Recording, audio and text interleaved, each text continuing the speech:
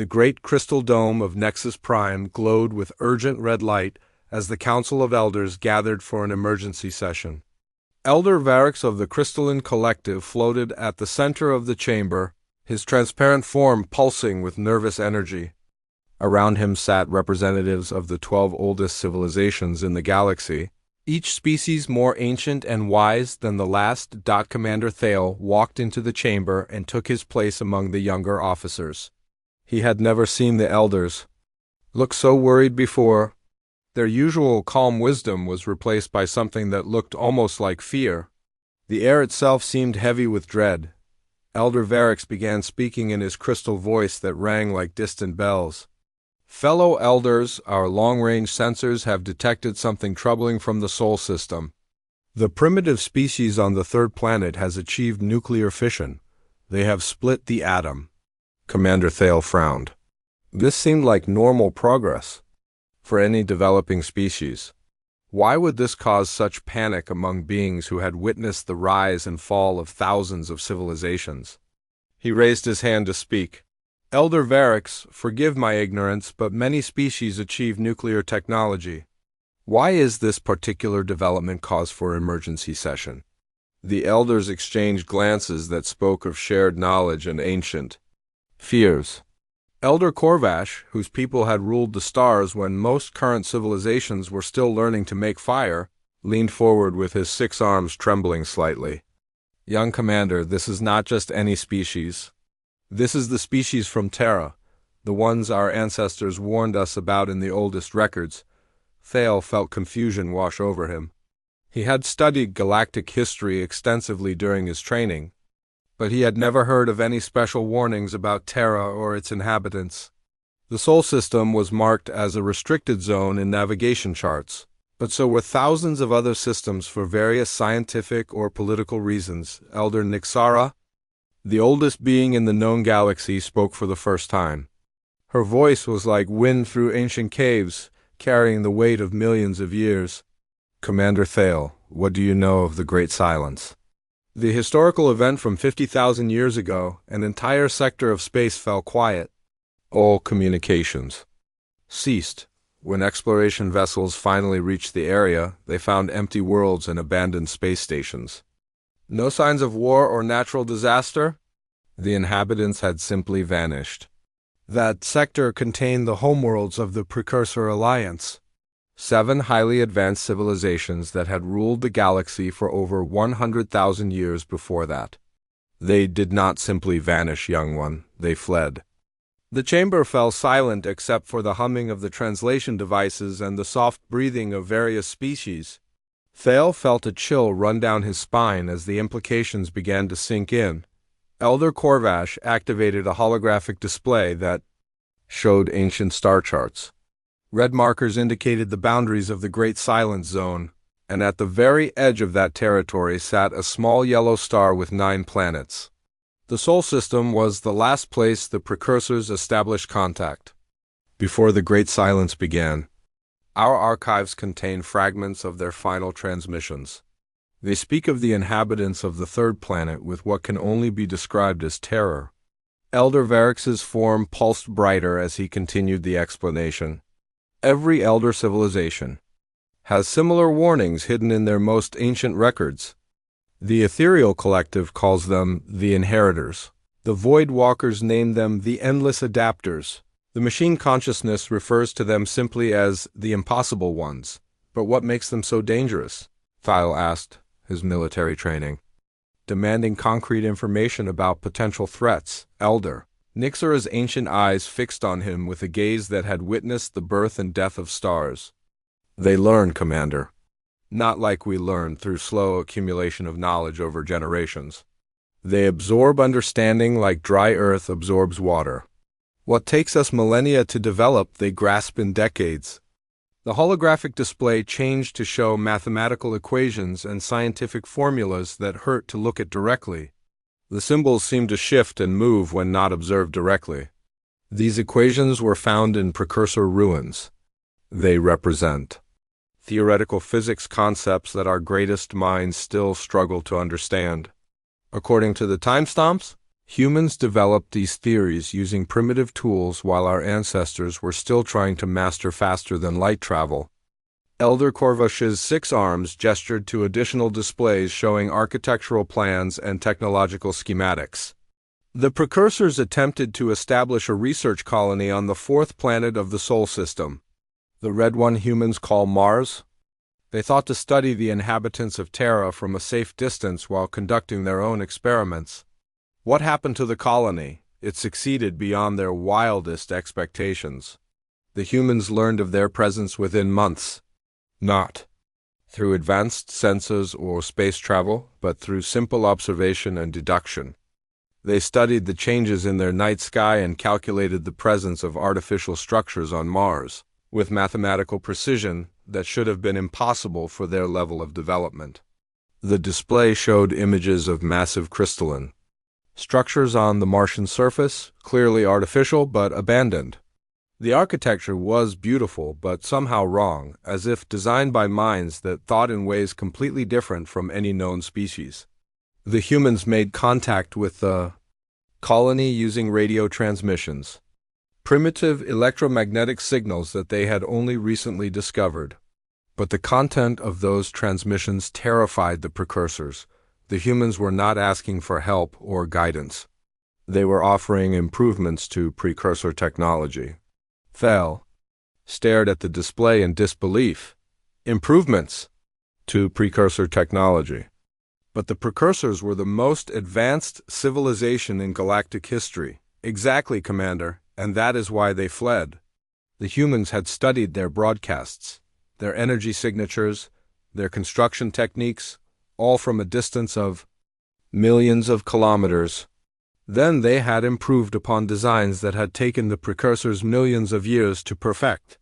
Elder Nixara activated her own holographic display showing the final message from the precursor colony. The image was distorted and filled with static, but the terror in the speaker's voice was unmistakable even across the barriers of species and language. Final transmission from Mars Research Station Alpha. The inhabitants of Terra have responded to our presence. They have somehow calculated our exact technological capabilities based on our construction emissions. They are now broadcasting improved versions of our own designs back to us.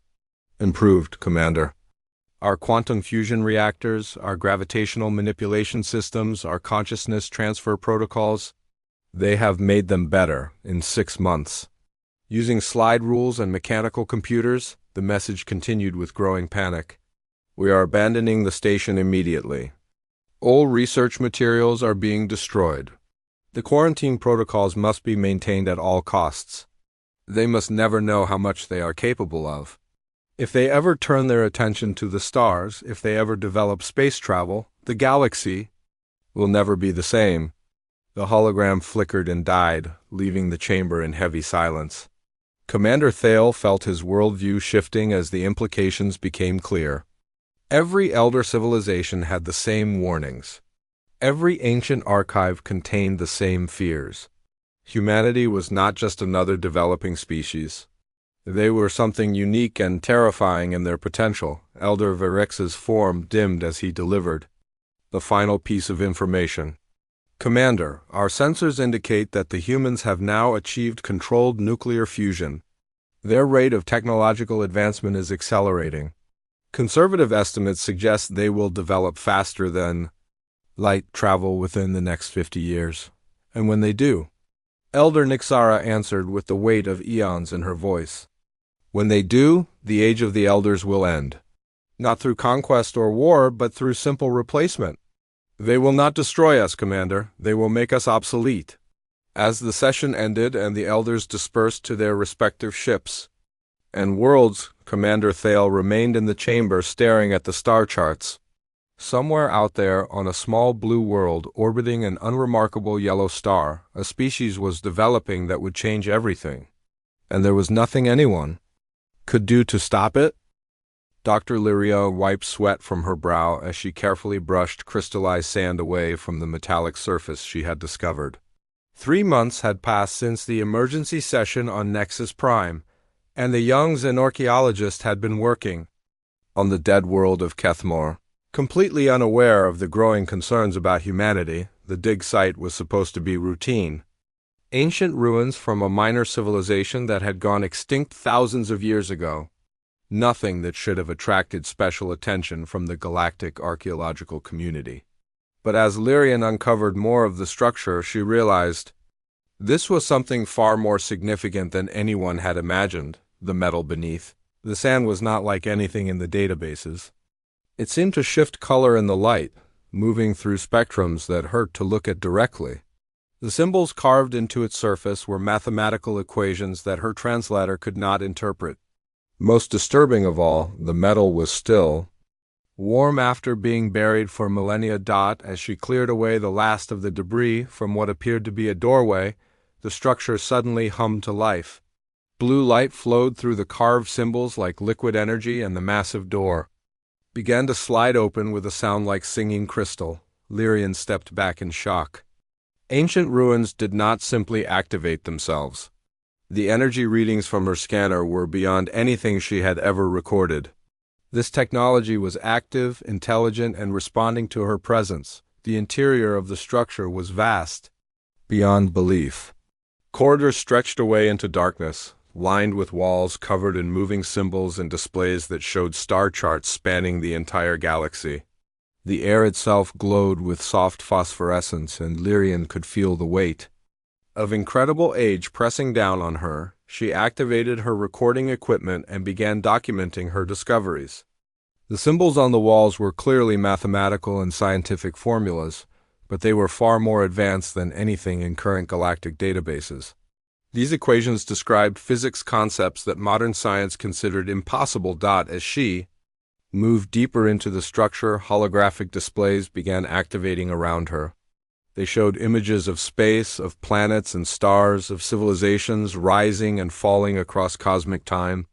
But one display caught her attention immediately. It showed a small blue world orbiting a yellow star, and the images were clearly recent rather than ancient. The hologram focused on the planet's surface, showing cities and structures that were definitely not from thousands of years ago. The architecture was primitive compared to galactic standards, but there was something unsettling about the rapid changes the display was showing. Buildings appeared and evolved, technology advanced, and population centers expanded at a rate that seemed impossible. Suddenly, a voice filled the chamber. It spoke in a language that predated all known galactic civilizations, but her translator worked frantically to interpret the meaning. Archive activation detected. Genetic signature matches approved species. Beginning final transmission protocol. A new hologram appeared, showing a being unlike any Lyrian had ever seen. It was tall and graceful, with features that seemed to shift and flow like water.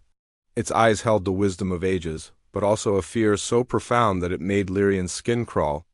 I am Architect Venom of the Precursor Alliance. If you are receiving this message, then sufficient time has passed for the galactic quarantine protocols to have been forgotten. This archive contains our final warnings about the species known as humans, inhabitants of the world they call Earth. Lyrian felt her heart skip a beat. The precursors were legend, beings of such advanced technology that they seemed like gods to current galactic civilization. But they had vanished 50,000 years ago during the event known as the Great Silence. No one knew what had happened to them. The hologram continued with growing urgency. We made contact with the humans when their civilization was primitive by our standards. They had not yet discovered agriculture, living in small tribes using simple stone tools. We thought to study them, perhaps to guide their development as we had done with other promising species. The display changed to show images of early humans, primitive by any measure, but with something in their eyes that seemed almost predatory in its intelligence. They moved with purpose and studied everything around them with an intensity that was uncomfortable to watch. We established a research facility on the fourth planet of their system, the one they would later call Mars. Our scientists believed they could observe human development from a safe distance while conducting experiments. In stellar engineering, we were careful to mask our presence using the most advanced concealment technology available. Lyrian watched in fascination as the hologram showed the construction of massive installations on Mars. The technology was so far beyond current galactic capabilities that it seemed like magic.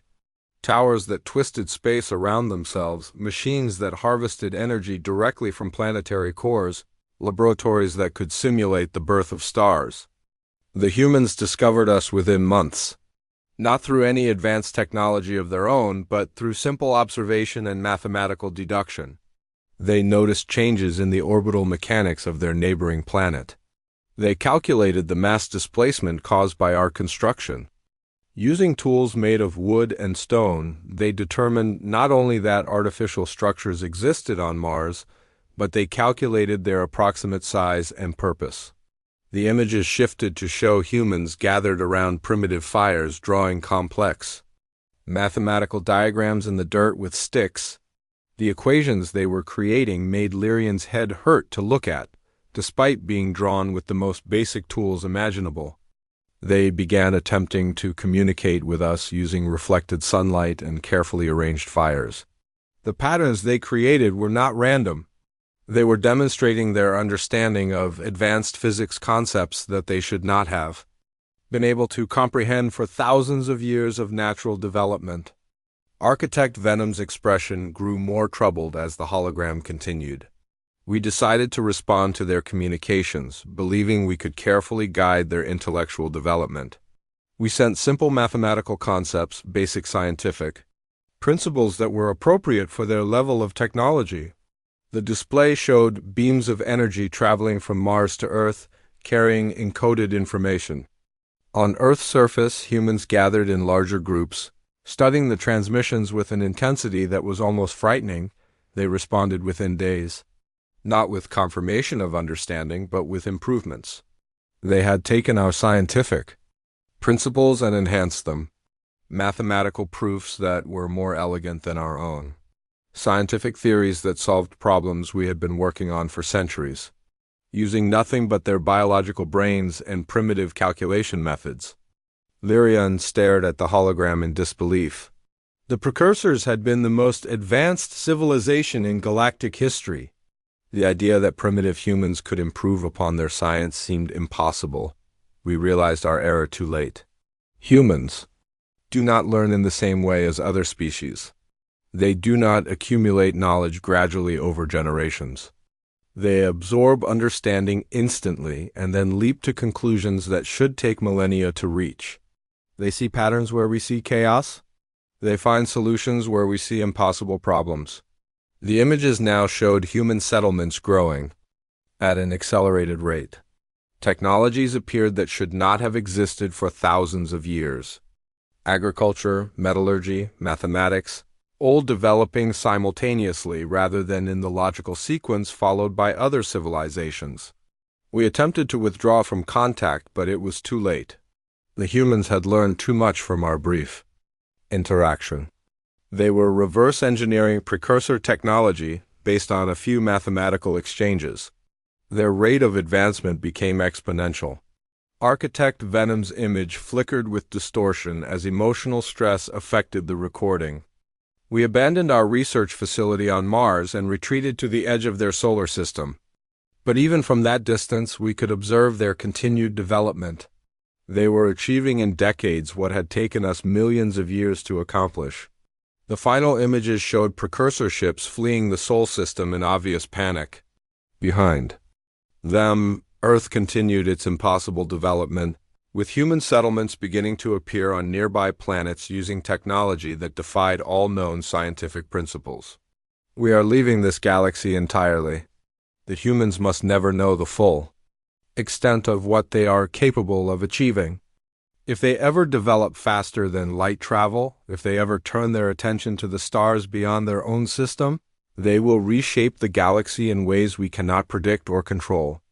Architect Venom's final words carried the weight of absolute certainty. They are not like other species. They are not our children or our successors. They are something entirely new, something that makes us obsolete simply by existing. The galaxy we have known for millions of years will end the day humans leave their homeworld. The hologram faded, leaving Lyrian alone in the vast chamber with the weight of impossible knowledge. She looked around at the precursor technology surrounding her, understanding now why the galaxy's most advanced civilization had fled in terror from a species using stone tools. Somewhere out there, humans were still developing, still advancing, still becoming something that the galaxy had never seen before. And according to her calculations, they would achieve faster than light travel very soon. Asterisk, asterisk, asterisk. Captain Rex stood on the bridge of his survey ship, Wanderer, staring at the tactical display showing the Sol system. 6 months had passed since Dr. Lyrian's discovery of the precursor archives, and the information had been classified at the highest levels.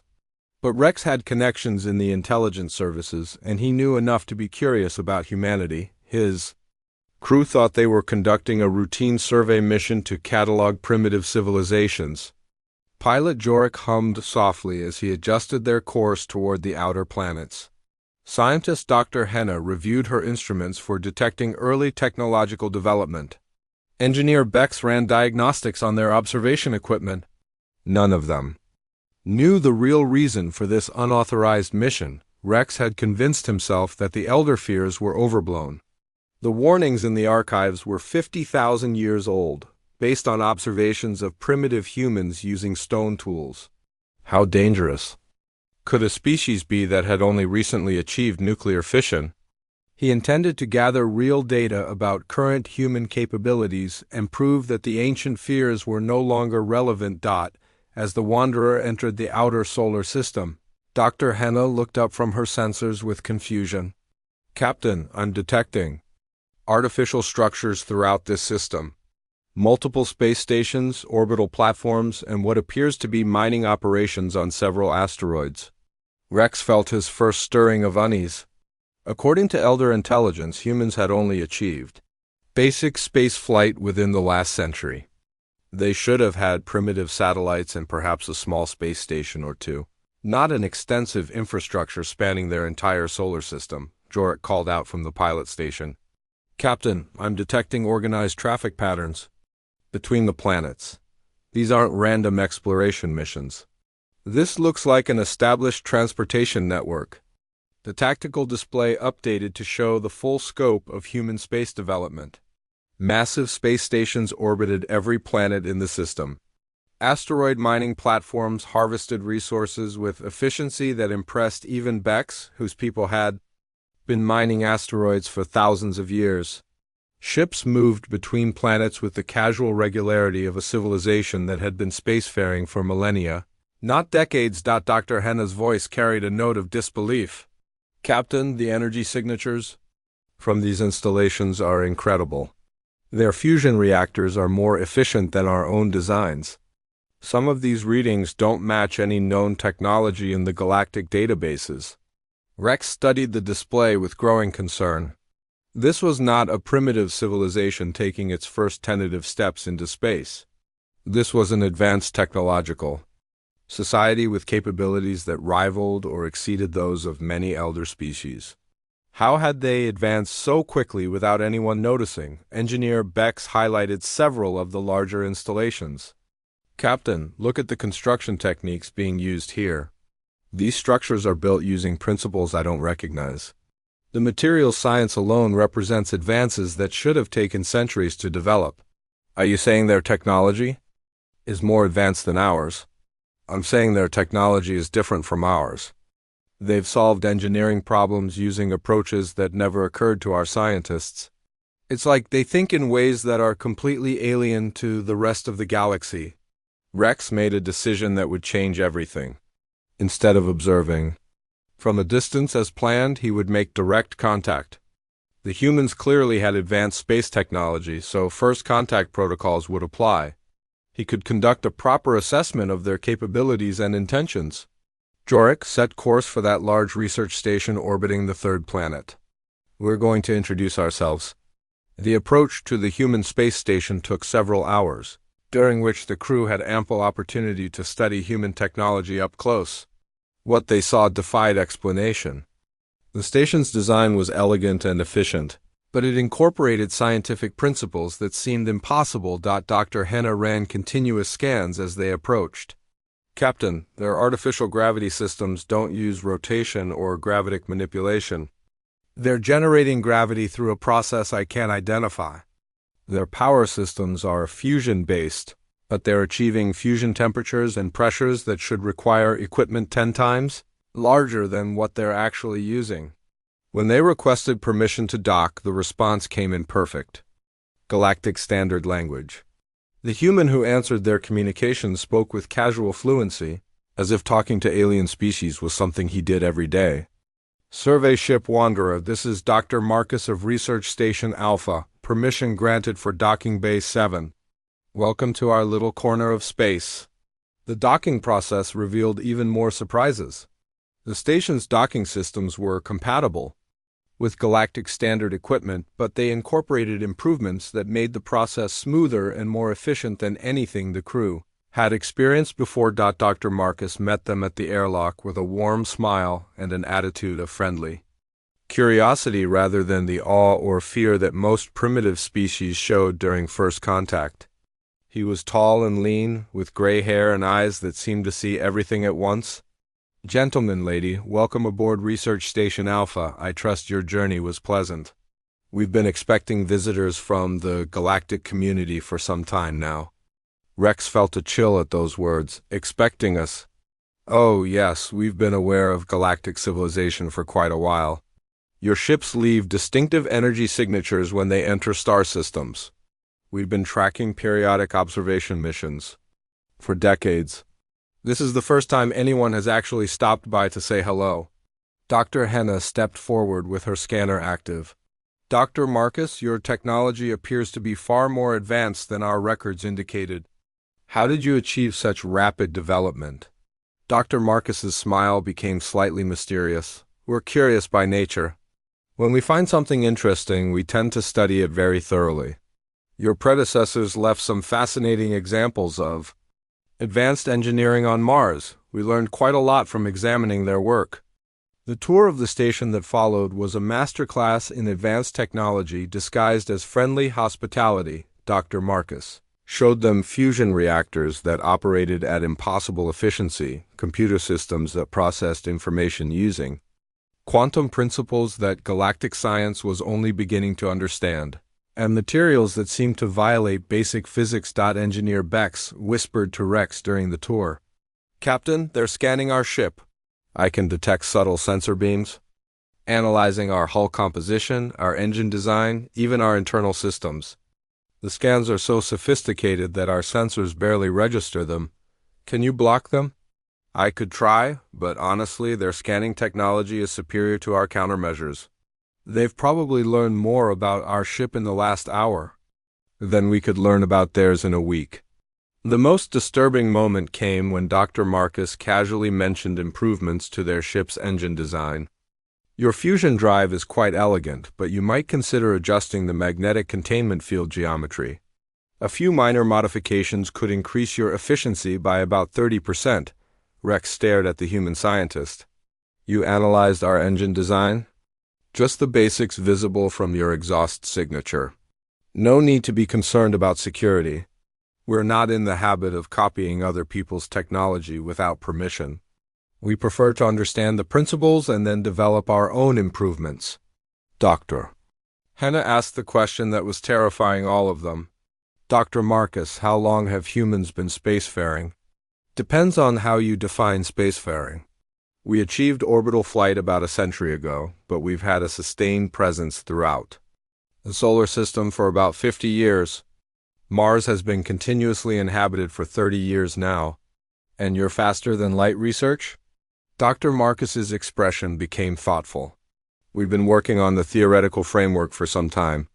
The mathematical principles are quite fascinating. We expect to achieve practical FTL capability within the next few years. The crew exchanged glances of pure terror. A species that had been in space for 50 years was on the verge of developing faster than light travel? What had taken most galactic civilizations thousands of years to achieve, humans were accomplishing in decades. As they prepared to leave the station, Dr. Marcus walked them back to their ship with the casual friendliness of someone saying goodbye. To old friends rather than aliens from an advanced galactic civilization, please give our regards to the galactic community. We're looking forward to more extensive contact once we've finished our current development projects. Should be ready for formal diplomatic relations within the next decade or so. Captain Rex managed to keep his voice steady. What kind of development projects? Oh, the usual things. Improving our faster-than-light drives, expanding our colonial infrastructure, developing new applications for quantum engineering. Nothing too exciting. By galactic standards, I'm sure. As the Wanderer pulled away from the station, the crew sat in stunned silence. They had expected to encounter a primitive civilization taking its first steps into space. Instead, they had found a technological powerhouse that was casually discussing achievements that most elder species considered theoretical. Impossible. Dr. Henna finally broke the silence. Captain, we need to contact the Council immediately. This changes everything. Rex nodded grimly as he watched the human space station disappear behind them. The ancient warnings had been correct. Humanity was not just another developing species. They were something entirely new, and they were almost ready to leave their solar system. The galaxy would never be the same. *******. The emergency session on Nexus Prime was unlike anything in galactic history. Captain Rex stood before the assembled Council of Elders, his report having triggered the highest level of alert across all elder civilizations. The crystal dome above them pulsed with warning colors as representatives from 12 species struggled to process the implications of his findings. Elder Varex's crystalline form flickered with agitation as he processed the data from Rex's encounter. Captain, you are certain that the humans demonstrated knowledge of our ship's internal systems without boarding or scanning permission? Yes, Elder. Dr. Marcus described our engine specifications with accuracy that would require detailed technical examination. He did this casually, as if analyzing alien technology was a routine activity. Commander Thale, now promoted to head of Galactic Intelligence, stepped forward with additional reports. Elders, Captain Rex's findings confirm intelligence we've been gathering for months. Human ships have been operating in galactic space far longer than we believed possible. The main display activated, showing star charts with highlighted regions throughout the galaxy. Red markers indicated locations of mysterious activities that intelligence had been investigating for years. The mining disaster on Zephyr 7 that we attributed to equipment failure. Analysis of the wreckage now shows signs of deliberate technological intervention. The techniques used to cause the failure demonstrate understanding of Zephyrian engineering that should be impossible for any species outside their own. Elder Corvash leaned forward with his 6 arms trembling. You're suggesting humans were responsible for sabotaging mining operations 3 years ago. Not sabotage, Elder. Improvement. The equipment failures forced the Zephyrians to redesign their mining systems. The new designs are 40% more efficient and significantly safer for workers. Someone guided them toward better technology by making their old methods fail in very specific ways. Dr. Lyrian activated her own display showing archaeological findings from across the galaxy. Commanders, Elders, my research has uncovered evidence of human presence on dozens of worlds. Ancient sites that we thought were naturally occurring geological formations are actually abandoned human research stations. The images showed structures hidden in remote locations on planets throughout galactic space. The designs were subtle, designed to blend with natural landscapes, but the technological signatures were unmistakably human. These installations have been monitoring galactic civilization for decades. They're not military or colonization sites. They appear to be scientific observation posts, studying our technologies, our social structures, our developmental patterns. Elder Nixara spoke with the weight of eons in her voice. Dr. Lyrian, how long have these installations been active? Based on radioactive decay patterns and geological evidence, the oldest sites date back nearly 60 years. The humans have been watching us since shortly after they achieved spaceflight. The chamber fell silent as the implications sank in. Humanity had not just recently discovered galactic civilization, they had been studying it for decades, learning and adapting while carefully maintaining the appearance of primitive isolation. Commander Thale activated additional displays showing shipping records and energy signatures from across the galaxy. Elders, we've identified 17 separate incidents over the past 5 years where ships presumed to be automated exploration probes were actually crewed vessels, using advanced stealth technology. The data showed flight patterns that had been dismissed as natural phenomena or equipment malfunctions. When analyzed together, they revealed a systematic pattern of human exploration and research throughout galactic space. The collapse of the research station on Omega Station wasn't caused by solar radiation as reported. The technical failures that shut down their quantum experiments were deliberately induced. Someone wanted to prevent them from completing their research into dimensional manipulation. Elder Varix's form pulsed brighter. Why would humans sabotage scientific research? Because they had already completed the same research and knew it was leading toward a technological dead end. The Omega Station scientists were pursuing theories that would have wasted decades of development time. The failures forced them to abandon that approach and pursue alternatives that actually work. Dr. Lyrian added her own disturbing findings. Elders, my analysis of precursor technology on Mars reveals something incredible. The installations weren't just abandoned by the precursors. They were absorbed into human technological development. The display showed detailed scans of Martian archaeological sites. Precursor technology had been carefully dismantled and studied, but not destroyed. Instead, human settlements had been built around and into the ancient structures, creating a fusion of technologies that shouldn't have been possible. Humans didn't just find precursor technology and copy it. They understood it, improved it, and integrated it into their own development. Cave paintings from early human history that we thought were primitive art are actually technical diagrams showing the integration of precursor quantum engineering into human tool development. Commander Thale highlighted the most terrifying discovery. Elders, we've confirmed that human faster-than-light capability is not theoretical. They've been using FTL travel for at least 10 years.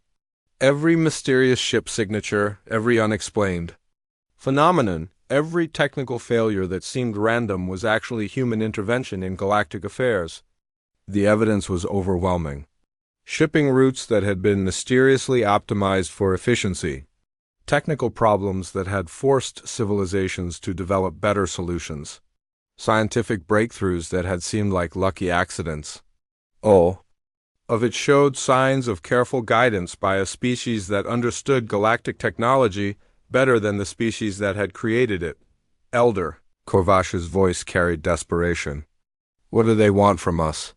That's the most disturbing aspect of all this, Commander Thale replied.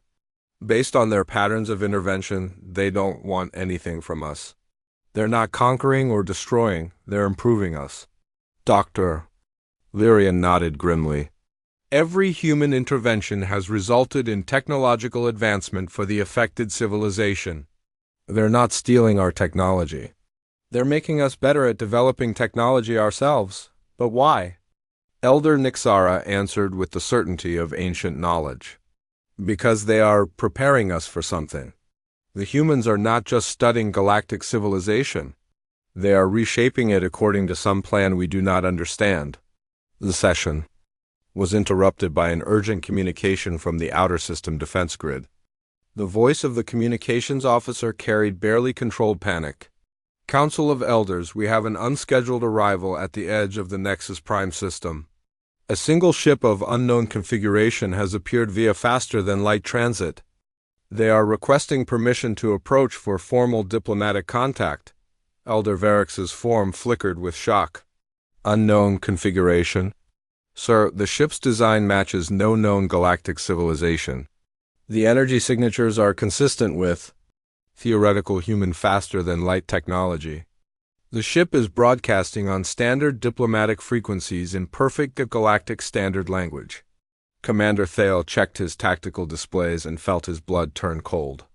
Elders, the ship appeared exactly at the optimal transit point for efficient travel to Nexus Prime. They didn't just achieve faster than light travel. They've already mastered it well enough to perform precision navigation across interstellar distances. The communication officer continued his report. Sir, the ship's commander identifies himself as Ambassador Stone of the United Earth Government. He states that humanity believes it is time for formal diplomatic relations with the galactic community. Elder Nixara closed her ancient eyes as the weight of prophecy settled on the chamber. They have been ready for contact all along. This is not first contact. This is the end of our isolation from them. Dr. Lirion looked at the assembled elders with growing realization. They've been managing our contact with them. Every aspect of this situation has been under human control from the beginning. We thought we were studying them, but they've been studying us and deciding when we were ready for formal diplomatic relations. The display showed the approaching human ship, sleek and advanced beyond anything in the galactic fleet. Its very presence proved that humanity had been deliberately concealing their true capabilities for decades, while carefully preparing for this moment. Elder Varix asked the question that terrified them all. What happens now? Commander Thale answered while watching the human ship approach with impossible elegance and precision. Now we discover what they've been preparing us for. The age of elder guidance of galactic civilization is about to end. What comes next is entirely up to them. As the Council watched humanity's first official diplomatic vessel dock with the greatest space station in galactic civilization, they knew they were witnessing the end of one era and the beginning of something unprecedented. The humans had arrived not as supplicants seeking membership in galactic society, but as the new architects of whatever came next. The galaxy would never be the same. And perhaps that had always been the plan, *******, 6 months after Ambassador Stone's arrival at Nexus Prime. The galaxy had transformed in ways that no one could have predicted.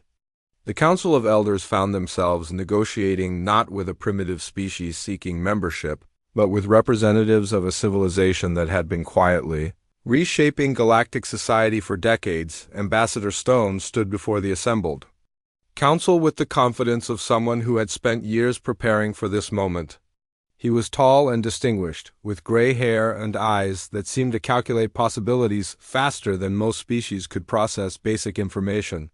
Behind him stood a team of human specialists whose casual mastery of galactic technology made even the elders uncomfortable. Elder Varix struggled to maintain diplomatic protocol as he addressed the human delegation. Ambassador Stone, the Council appreciates humanity's interest in formal diplomatic relations. However, we must address the concerning evidence of unauthorized human activities throughout galactic space. Ambassador Stone smiled with the patience of someone explaining simple concepts to children. Elder Varix, I understand your concerns about our research activities. We've been careful to ensure that our presence has been beneficial to all affected civilizations. Perhaps we can review the results together? Dr. Henna, now serving as the Council's chief technology analyst, activated displays showing the improvements that had mysteriously appeared throughout the galaxy over the past decade. Mining efficiency increases, transportation optimization, medical breakthroughs, and scientific advances that had seemed like natural progress but now clearly showed signs of human guidance. Ambassador, your people have been manipulating our technological development without consent. This constitutes interference in sovereign civilization affairs. Dr. Henna, with respect, we've been providing assistance to civilizations that were struggling with technical problems. Every intervention was designed to help species overcome developmental barriers that were preventing progress. We've been very careful to ensure that the solutions came from within each civilization's own research efforts. Commander Thale stepped forward with military bearing. Ambassador, deception is still deception, regardless of beneficial outcomes. Why didn't humanity announce its presence and offer open assistance? Ambassador Stone's expression became more serious. Commander, direct. Intervention in technological development often creates dependency rather than advancement. When an advanced civilization gives technology to a primitive one, the primitive civilization stops developing its own capabilities. We prefer to guide development in directions that would strengthen each species' own scientific traditions. Elder Corvash gestured with his 6 arms toward displays showing human technological capabilities. Ambassador, your people's advancement rate is unprecedented in galactic history. How did humans achieve such rapid development? Elder Corvash, humans learn differently than most species. We see patterns quickly and adapt existing solutions to new problems. When we discovered precursor technology on Mars, we didn't just copy it. We understood the underlying principles and developed our own improvements. Dr. Lyrion activated her archaeological displays showing the integration of human and precursor technologies. Ambassador, our analysis suggests that humans have been using hybrid precursor technology for decades. This gives you an unfair advantage in technological development. Ambassador Stone nodded thoughtfully. Dr. Lyrion, you're absolutely correct. We had access to advanced principles that other species discovered gradually. That's precisely why we've been sharing those advantages through guided development rather than direct technology transfer. The revelation hit the Council like a physical blow. Humanity hadn't just been studying galactic civilization or hiding their own development. They had been systematically upgrading the technological capabilities of every species in the galaxy using principles derived from precursor technology. Elder Nixara spoke with the weight of ancient wisdom. Ambassador Stone, what is humanity's ultimate objective in these activities? Elder Nixara, our objective is the advancement of galactic civilization as a whole. We learned from studying precursor records that technological isolation leads to stagnation. The galaxy's current developmental model, with each species advancing separately, creates inefficiencies and prevents breakthrough discoveries that require collaborative research. Ambassador Stone activated his own displays showing galactic development models. We've been preparing the galaxy for collaborative technological advancement. Every improvement we've guided has been designed to bring individual species closer to compatibility with advanced research methodologies. The implications were staggering. Humanity hadn't just been randomly helping struggling civilizations. They had been implementing a comprehensive plan to restructure galactic technological development, according to principles derived from the most advanced civilization in galactic history. Commander Thale asked the question that everyone was thinking. Ambassador, what happens to existing galactic governmental structures under this new model? Commander, governmental structures will evolve naturally as technological capabilities advance. We're not interested in political control. We're interested in creating the conditions for scientific breakthroughs that require cooperation between multiple species with complementary capabilities. Dr. Henna highlighted the most concerning aspect of human activities. Ambassador, several younger civilizations have begun requesting direct partnership with human colonies rather than following traditional elder guidance protocols.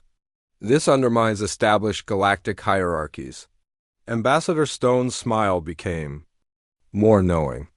Dr. Henna, those civilizations have discovered that human collaborative research methods produce faster results than traditional hierarchical knowledge transfer. We don't discourage elder guidance, but we do offer alternatives for species that prefer active participation in their own development. The truth was becoming clear to everyone in the chamber. Humanity wasn't just offering an alternative to elder guidance. They were demonstrating that their methods produced superior results.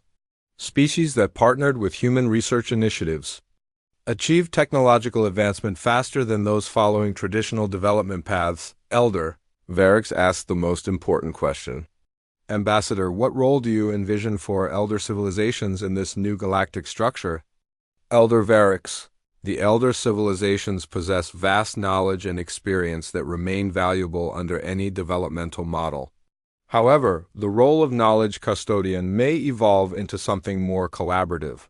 We believe elder wisdom combined with human innovation could produce unprecedented advancement for all species. Dr. Lyrion presented her most disturbing discovery. Ambassador, our archaeological evidence suggests that humans have been preparing for this transformation for far longer than 60 years. Some of the guidance patterns we've identified appear to date back centuries. Ambassador Stone paused before answering, and for the first time his confidence seemed to waver slightly. Dr. Lyrian, human planning tends to operate on longer time scales than most species consider practical. We've been aware of galactic civilization since we first developed radio astronomy. We've been planning our integration strategy accordingly. The chamber fell silent as the full scope of human planning became clear. They hadn't just recently discovered galactic civilization and begun interfering. They had been aware of the galaxy's structure and deliberately preparing for integration. Since their earliest technological development, Elder Corvash voiced what everyone was thinking. Ambassador, you're describing a plan that spans centuries and affects the entire galaxy. What gives humanity the right to reshape galactic civilization according to your preferences? Ambassador Stone's expression became more serious than it had been throughout the entire session. Elder Corvash, we learned from precursor records that galactic civilization periodically reaches developmental plateaus that can only be overcome through fundamental restructuring. The galaxy is currently approaching such a plateau.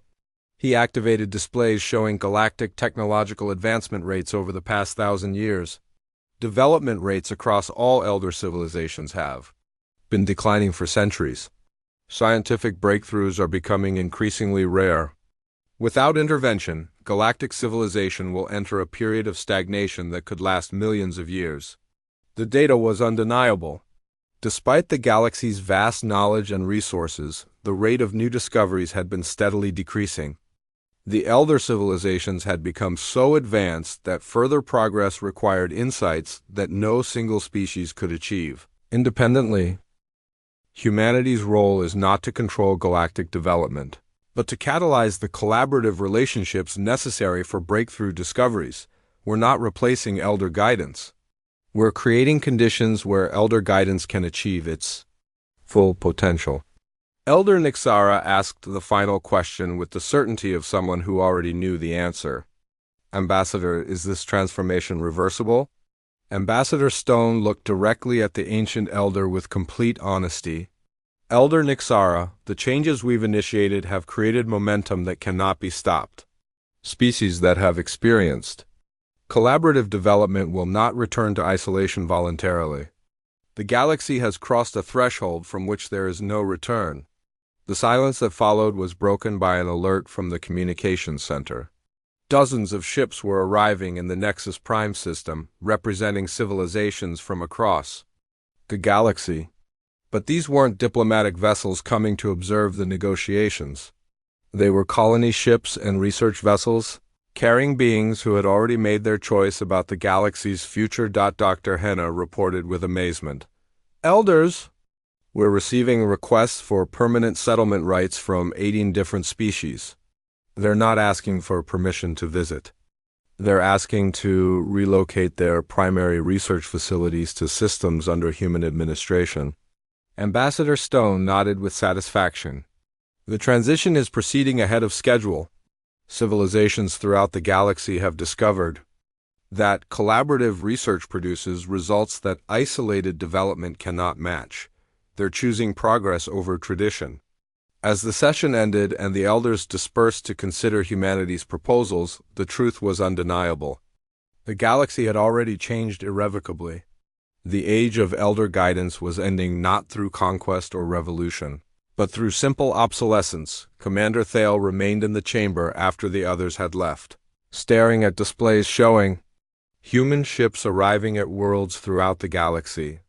Each ship carried not weapons of conquest, but tools of transformation. The elders had been right to fear humanity, but their fears had been too small. Humans weren't just another advanced species competing for resources or territory. They were something unprecedented in galactic history, a species that improved everything they touched simply by existing. The galaxy of isolated civilizations advancing separately was ending. What came next would be faster, more efficient, more collaborative. and fundamentally different from anything that had existed before. Humanity had finally come to the stars, and nothing would ever be the same.